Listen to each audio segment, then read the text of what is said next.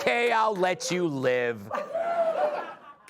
It's Friday, so you know what that means. Let's welcome tonight's guest. His comedy shows are standing room only because audiences throw their chairs at him. Comedian and founder of Western Razor, David Angelo. This Minnesota Senate candidate is going from NFL sidelines to Capitol Hill, two places full of criminals. It's Michelle Tafoya. This rock and roller went from U2 to Type 2. Host of the Kennedy Saves the World podcast, Kennedy.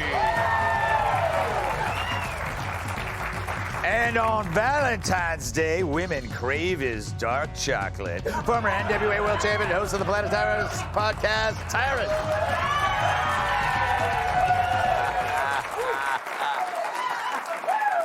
Yes, yeah, you can't call that racist. All right, before we get to some news stories, let's do this. Greg's Leftovers. All right, it's Leftovers, where I read the jokes we didn't use this week, and as always, it's my first time reading them, so if they suck, we'll strip Joe Mackey naked, send him to the Olympics to be the bottom man in the two-man luge. Wow. Yeah. Multi-step. So the doctor who examined Jeffrey Epstein after his death says the cause of his demise should be reinvestigated. And in breaking news, the doctor who examined Jeffrey Epstein after his death has been murdered. I wonder if there are any suspects. The Trump administration found over 3,000 unaccompanied alien children missing during the previous administration, plus one unaccompanied adult who wandered off at the mall.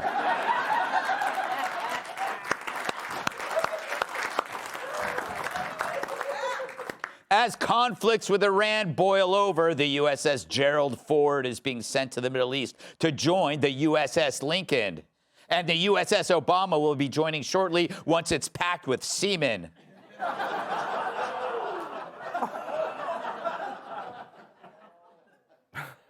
Scientists reveal that human brains may have consciousness for up to an hour after they're clinically dead and may be able to hear you, which means when someone dies, wait an hour before you bang their wife. Wow. This May in Palm Springs, organizers will attempt to set a world record by gathering 500 Marilyn Monroe lookalikes. And because she's been dead for 63 years, here's the favorite to win. Wow. Nice job. Nicely done. Nicely done. So proud. Palestinian activist is demanding that dogs be banned indoors because they're un-Islamic. Even The View opposes this because they don't want to tape outside. Speaking of The View, Alyssa Farah Griffin gave birth to a baby boy. And her co-hosts are so excited they can't wait to eat him. I meant meet him. No, I didn't. Claiming that she's no longer canceled, Kathy Griffin says audiences are now welcoming her back. But fans explains that's because they don't want to see her front.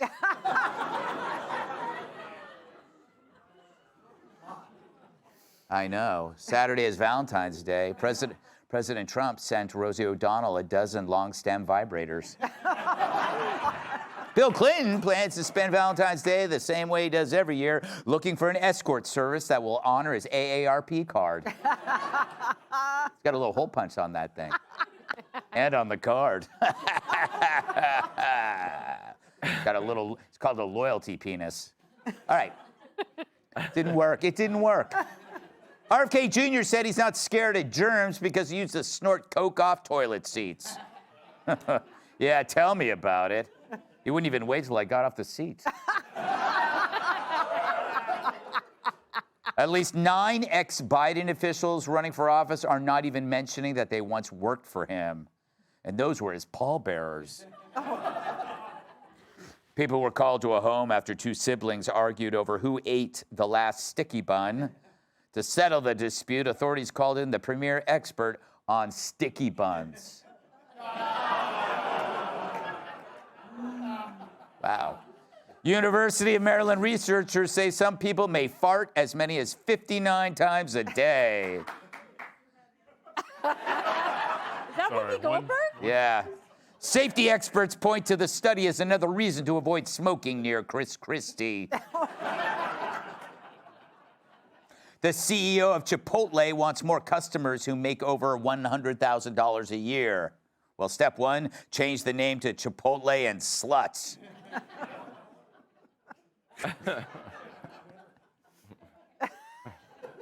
And finally, today is Friday the 13th. When you have bad luck for a single day, it's called Friday the 13th. When you have bad luck every day, it's called being Brian Kilmeade. Unnecessary. But some of the best things in life are unnecessary. Anyway, so ICE has arrested 4,000 vicious criminal illegals since cracking down on Minnesota. This includes murderers, rapists, gang members, terrorists, and worst of all, whoever sold this guy his wig.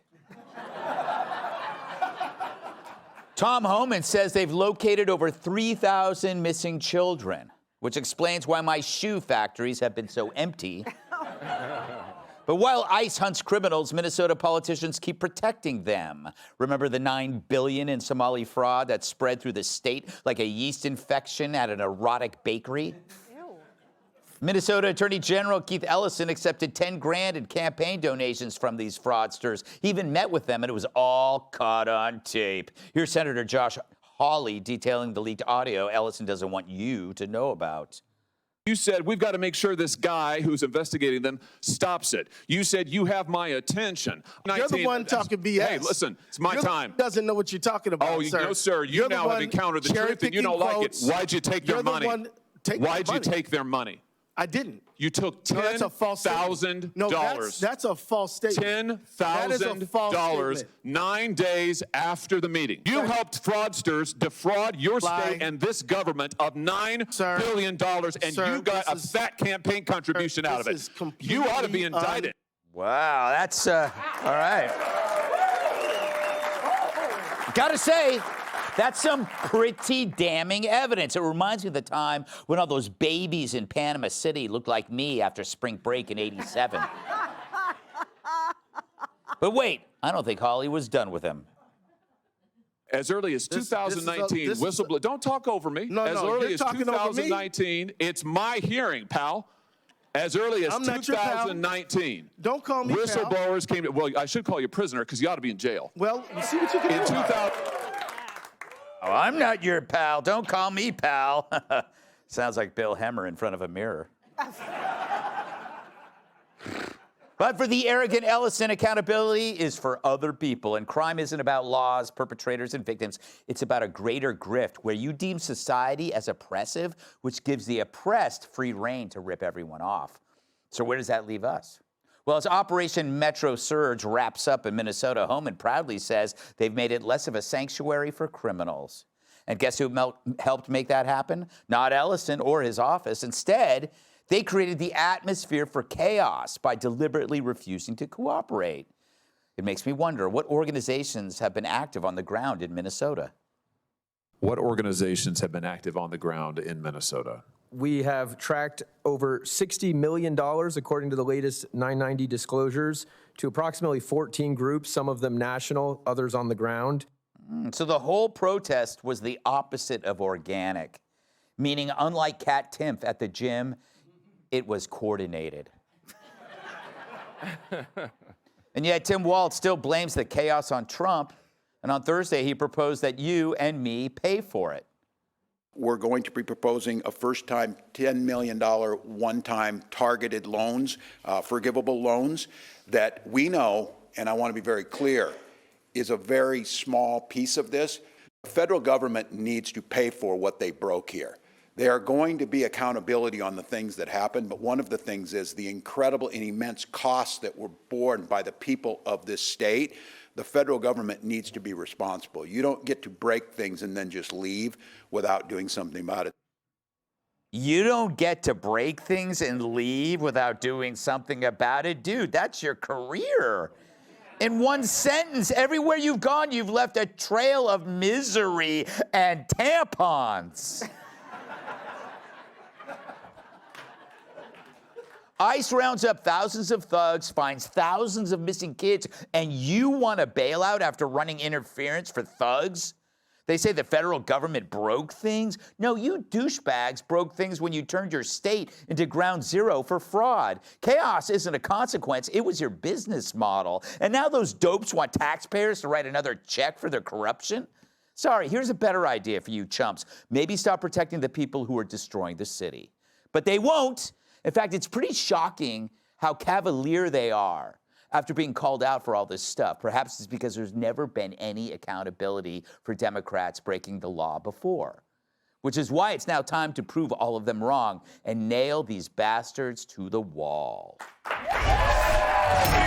Hey, Sean Hannity here. Hey, click here to subscribe to Fox News YouTube page and catch our hottest interviews and most compelling analysis. You will not get it anywhere else.